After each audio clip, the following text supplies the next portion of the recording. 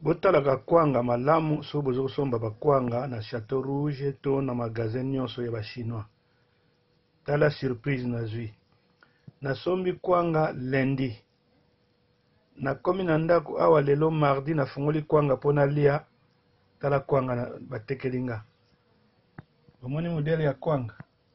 Siko yo lia kwanga oyo totala yo soko yo mto yebi ko lia kwanga.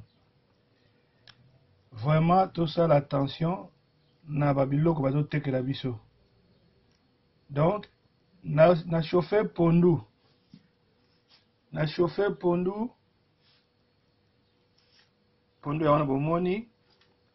Nazo kalinga mwa likayabu ya wana bomoni na moto.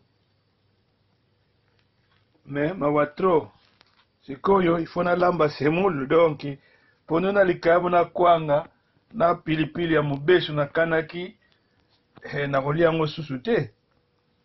Moni kwanga. Donc soko fongola yango sur place otala bakogangela yo. Ah non ko fongola te.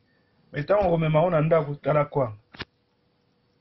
Soko ozongi kuno ko tuna bango bakoloba oh non. Bon, merci.